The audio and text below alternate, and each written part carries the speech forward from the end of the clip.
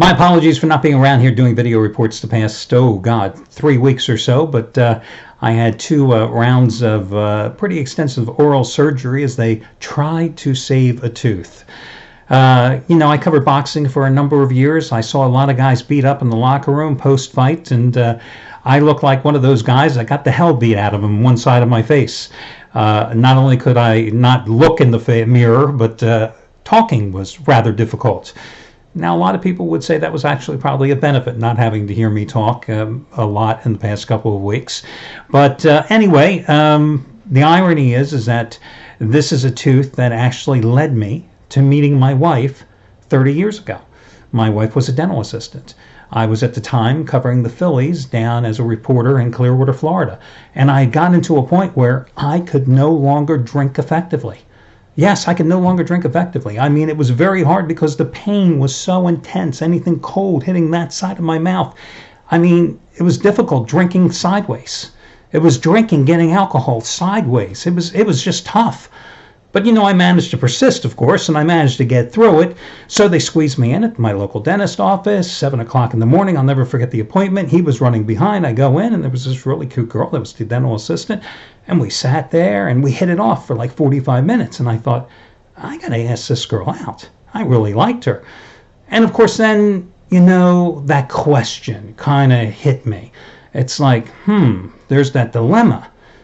On the off chance that she would happen to say no, which I got to be honest with you, back in that point in my life, I was pretty damn cocky, and I thought that was like never going to happen.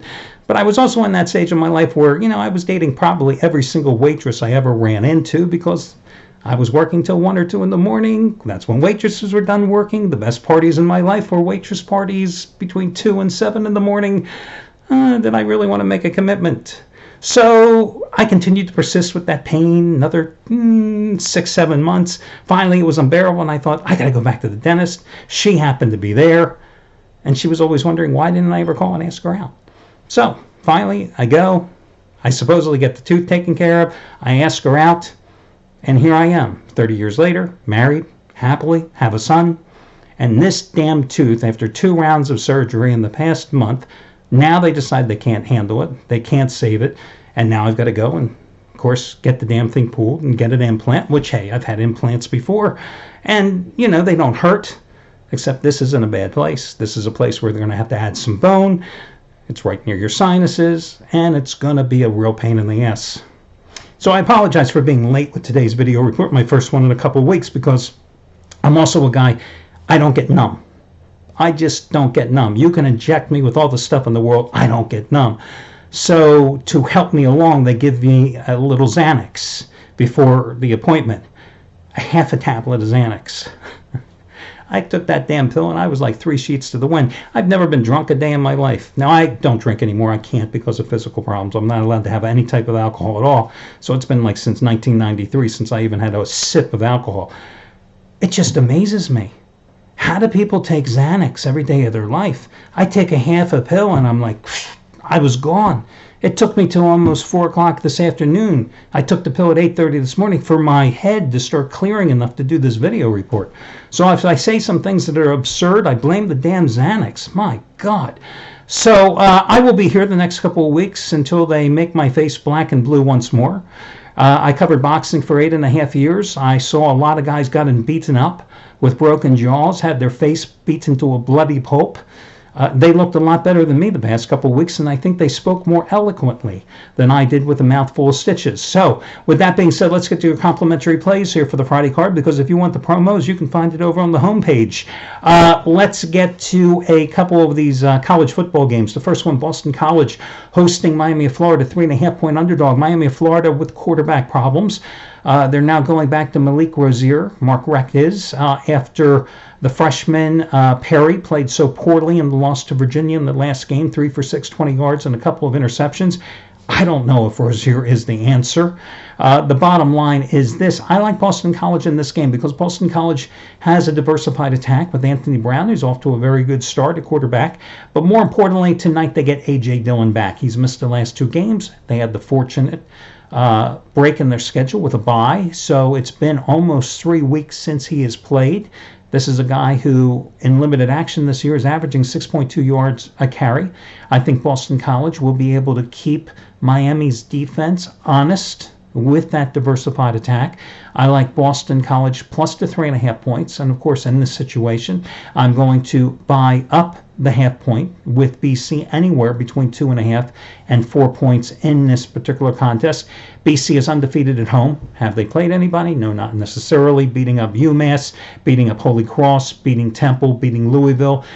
All little sisters of the poor. Of course, on the road, they lost at Wake Forest, they lost at Purdue, they lost at NC State, but NC State not bad, and Purdue has certainly turned its season around.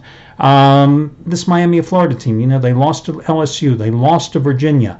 Who else did they beat this year? They beat Florida State. Had to come back in that game 1-1. Their other ones, Savannah State, Toledo, Florida International, a bad North Carolina team. Impressive? Far from it. I like Boston College to win this game. My best bet tonight happens to be the Utah game against UCLA, which is the last game on the board.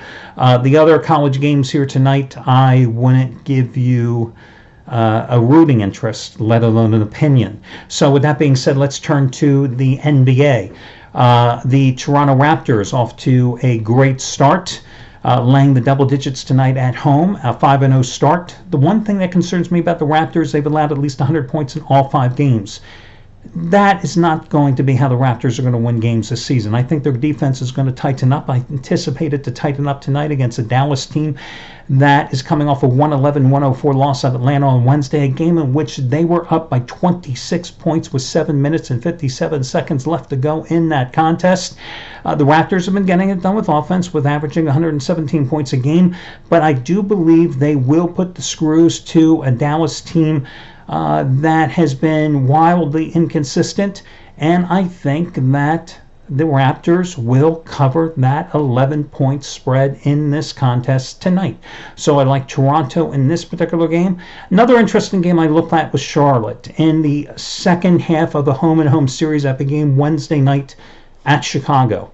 Now, Charlotte was a 4.5-point favorite at Chicago on Wednesday. They lost that game. It was the Bulls' first win of the season. But the Bulls, who have been flying a red flag cross at every one of their games, lost another key player, Bobby Portis, to an MCL sprain, just like they lost their starting point guard, Chris Dunn, to the same type of injury, and Monday's loss to Dallas, Portis averaging 10 points and 10 rebounds a game. So they're already without Lauri Markkanen, who averaged 17.5 points and 10 rebounds a game last season. They're already without backup guard Denzel Washington. So with Portis out of the lineup, that means Jabari Parker is going to enter the starting lineup, which weakens their second unit. I think the reason that Charlotte lost the other night is because they had their worst shooting night of the season, particularly Kemba Walker, who entered that game hitting at a 49% clip from the field, averaging 33 points a game, but he was just 5 for 14 with shooting in that contest, finishing with 13 points. This is the Hornets' only their second home game of the season. They returned home after a 2-2 road trip that began with wins at Orlando and Miami on consecutive nights, and they lost at Toronto and Chicago. I think this is a good spot to go against the Bulls in this one, because do I think Cameron Payne, the point guard now for the Bulls, who had a career-high 21 points, will outplay Kemba Walker for a second straight game? No. I just don't think so. Do I think a Hornets team that was lights out shooting the first 4 games of the season will repeat its 34.5 point